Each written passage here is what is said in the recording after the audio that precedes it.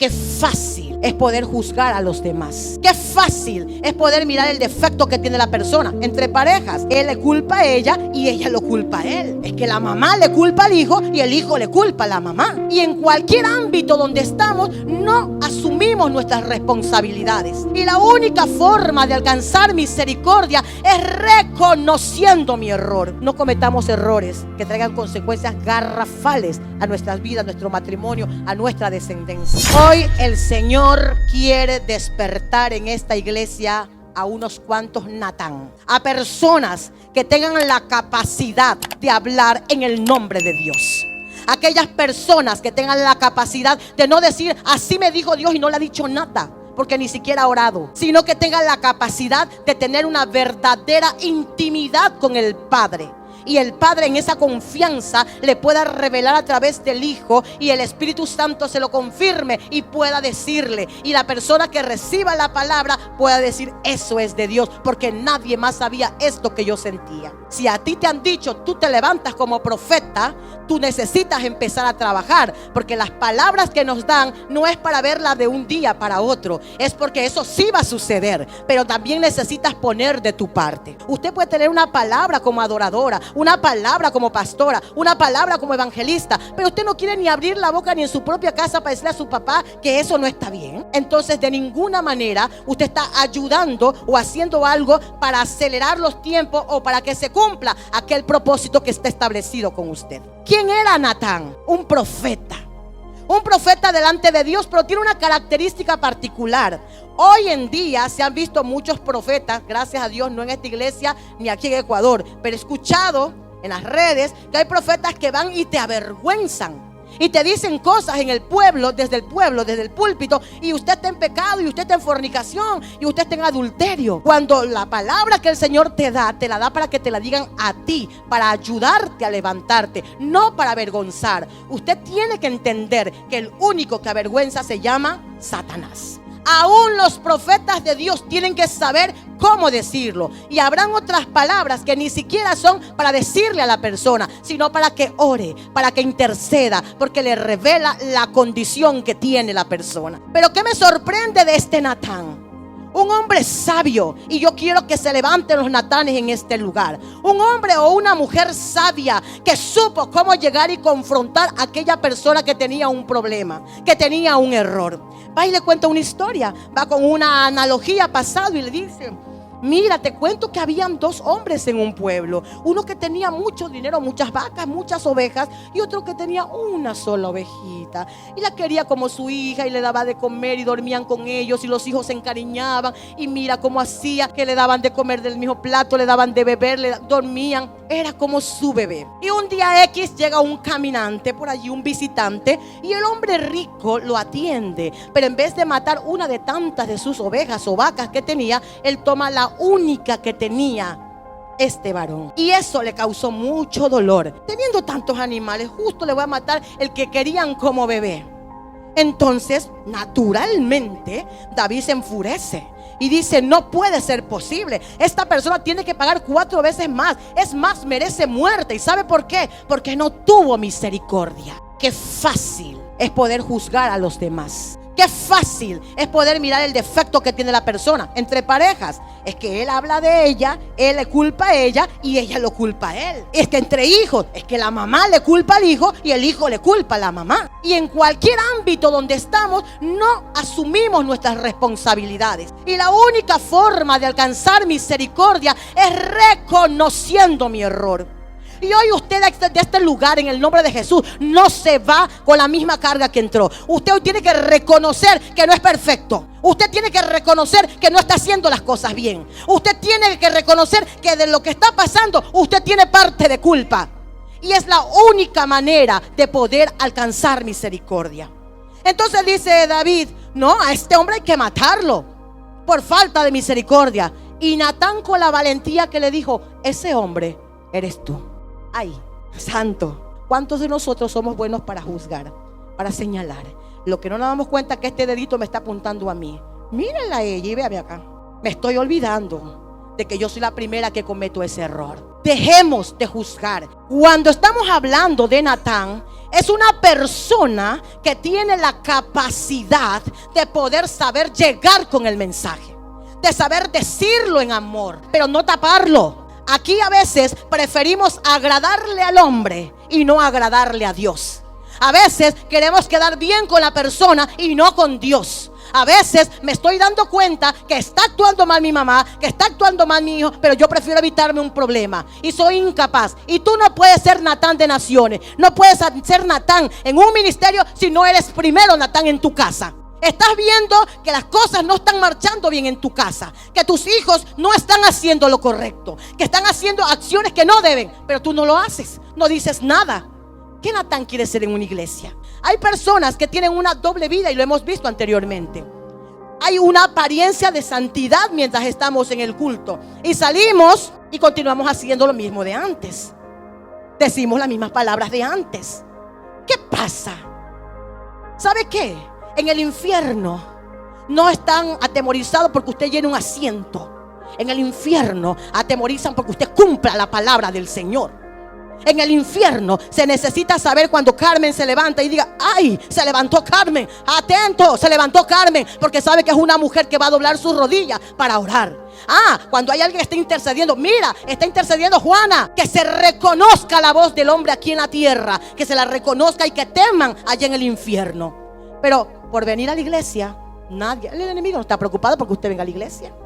Puede venir como no puede venir, pero si la cumple, si pone por obra la palabra, entonces allí sí hay problemas. Ahora la pregunta es: ¿cómo podemos activar a ese Natán? ¿Cuál es la característica de ese Natán? Profeta. Y para ser profeta, un hombre de Dios, con el corazón de Dios, un hombre íntegro, un hombre que busca, un hombre que no juzga, un hombre o mujer que se guarda, un hombre que tiene la capacidad de cumplir lo que el Señor, el mandato que le ha mandado. Que en este caso eso lo hizo, pero lo dijo de una manera que la persona pudo darse cuenta del error. Era el rey con quien iba a hablar. Y ahora, ¿cómo yo llego del presidente de la República a decirle que está haciendo mal? Qué sabiduría de este varón de parte de Dios para poder saber llegar y hacerle entender que lo que está haciendo no está bien. Aconteció al año siguiente, en el tiempo que salen los reyes a la guerra, que David envió a Joab y con él sus siervos a todo Israel, y destruyeron a los amonitas y sitiaron a Rabá. Pero David se quedó en Jerusalén. No dejes de hacer lo que te mandan hacer. Si tú sabes que tú eres la mujer que se levantó en tu casa para orar por tu familia, para orar por tu casa, por tu esposo, por tus hijos, no dejes de hacerlo por mayor cansancio que tengas. Si tú eres esa escudera, si tú eres esa mujer que te levantas en la brecha, si Dios te ha levantado como hombre para hacer algo por tu casa, no dejes de hacerlo. El ocio nos lleva al pecado. En momentos de ocio, mira, el cuerpo sí necesita descanso, claro que sí. Necesitas un día como de dormir, descansar, no hacer nada, tomártelo para ti, pero está bien, normal. Pero tomarte un tiempo de descanso más de lo normal te va a llevar a pensamientos, incluso a recuerdos no apropiados. Y entonces cuando te das cuenta, estás llamando a quien no tienes que llamar. Estás recordando a quien no tienes que recordar. Estás haciendo cosas que no debes hacer. Estás provocando situaciones que no debes hacer. ¿Por qué? Porque el ocio nos lleva a hacer cosas incorrectas. David, era tiempo de guerra. ¿Y dónde tenía que estar David? En la guerra. Y el Señor manda a Joab que se haga cargo de los demás, y él se queda plácidamente en casa. No dejes de hacer, no te quedes cuando tú sabes que tienes que ir a un lugar. Y sucedió un día, al caer la tarde, que se levantó David de su lecho y se paseaba sobre el terrado de la casa real, y vio desde el terrado a una mujer que se estaba bañando, la cual era muy hermosa. Envió David a preguntar por aquella mujer, y le dijeron: aquella es Betsabé, hija de Elián, mujer de Urías Eteo. ¿Le están diciendo o no le están diciendo? Él mandó a preguntar por ella y le están diciendo: aquella es Betsabé, hija de Elián y mujer de Urías Eteo. O sea que tenían, ¿qué tenía? Esposo. Y envió David mensajeros y la tomó, y vino a él, y él durmió con ella. Luego ella se purificó de su inmundicia y se volvió a su casa y concibió la mujer y envió a hacerlo saber a David diciendo: estoy encinta. Mandó a averiguar quién era. Le están diciendo cómo se llama su marido y cómo se llama su papá. Y a pesar de eso, la manda a ver para él. Cuando tú haces las cosas sabiendo, no hay perdón. No es una cosa cualquiera lo que hizo David. ¿Y quién era David? El hombre que tenía el corazón conforme a Dios. Era el adorador. Era un hombre que él se preparó entre las ovejas, que mató osos. Un hombre que no perdía ni una sola batalla. Y ese hombre tan usado, al cual describe la historia: yo te puse, yo te di, yo te entregué, yo, y si hubiese querido te daba más. Él tenía la potestad, que no solo tenía una mujer, él tenía varias esposas, aparte de muchas concubinas. Era permitido en ese entonces. O sea, no le quedó claro y quería una más, la de su antojo, y tenía marido. Ahora una cosa, un detalle más. El marido y el papá de esta mujer, de Betsabé, trabajaban para él. ¿En dónde? En la guerra, en el campamento. Y ellos dos estaban en la guerra. Entonces, mientras el marido de Betsabé, que obedeció porque era el rey que la mandaba a llamar, y David no tiene que haber sido feo tampoco, cedió. Dice que se lava de sus impurezas y regresa. Y producto de esta relación, ella queda embarazada y le manda a decir a David que está embarazada. Toda acción tiene consecuencias. Ay, pero ¿por qué salí embarazada? Porque lo hiciste. ¿Y por qué metieron preso? Porque hiciste algo que no debes. ¿Y por qué tal? No, hermanos, toda acción tiene sus consecuencias, buenas y malas. Entonces, si yo estoy sembrando cosas buenas, voy a cosechar cosas buenas. Pero si estoy sembrando cosas malas, voy a cosechar cosas malas. O sea, él lo que hizo fue acostarse con una mujer. Y acostarse con una mujer significaba, obviamente ajena, significaba hacer malo algo delante de los ojos de Dios. Lo que usted y yo hagamos, digamos, todo eso no queda aquí. Eso llega a la presencia del Señor. Todo llega a la presencia del Señor. Y cuando le está diciendo: tuviste en poco mi palabra, es cuando usted miente. ¿Por qué tiene en poco la palabra si nos dice no mentir? Si le dice no griterío, no chisme, ¿por qué sigo haciendo lo mismo si la palabra? Estamos teniendo en poco la palabra. Si te dice que no juzgues o que perdones y tú no lo haces, estás teniendo en poco la palabra. Él hirió, él mató, mandó a matar. ¿A quién? Al marido de Betsabé. No solo se conformó con acostarse con ella, sino que quiso cubrir esa falta. Tiene que haber llorado, tiene que haberse sentido pequeñito. Yo te estoy juzgando que lo maten a él porque él mató una oveja, cuando lo que me están diciendo a mí es que yo, teniendo un harén de mujeres, tengo que escoger la única de este varón siervo fiel. Se arrepintió. Solamente el arrepentimiento permitirá que tú tengas misericordia de parte de Dios. El arrepentimiento logró que no cayera sobre él, mas sin embargo le dijo: tu hijo morirá. Dale gracias a Dios que tal vez, yo no sé cómo fue concebida, que yo esté viva. Amén. Tú que sabes cómo concebiste a tus hijos, si no fue en el matrimonio, si no fue, dale gracias a Dios que estén con vida por la misericordia de Dios. Porque este hijo fue muerto a causa del pecado, a causa del adulterio, a causa de la fornicación. Hermanos, esto es tremendo. La palabra que está dicha se le cumplió a David por muy ungido que era, por un muy hombre de Dios que era. Habían consecuencias que nadie se las iba a quitar.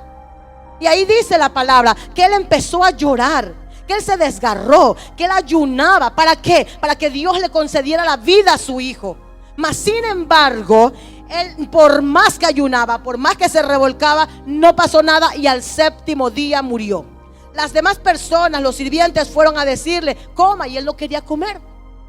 Pero cuando él muere, el niño muere, él se levanta, se baña, se pone ropas, se viste, pide comer, y le preguntan: ¿y qué es esto? No entienden los siervos.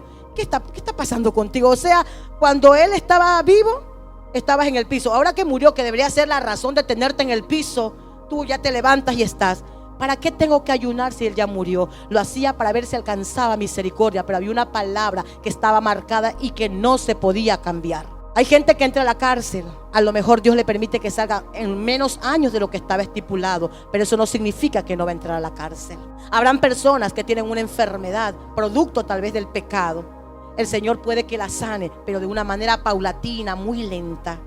Amén. Pero la enfermedad no desaparece, o por lo menos le mantiene vivo con algo. Hay cosas que nos están pasando a nosotros, producto de lo que nosotros hemos hecho y que no hemos reconocido, porque creemos que están bien delante de cualquier persona, de los ojos de hombre y delante de Dios.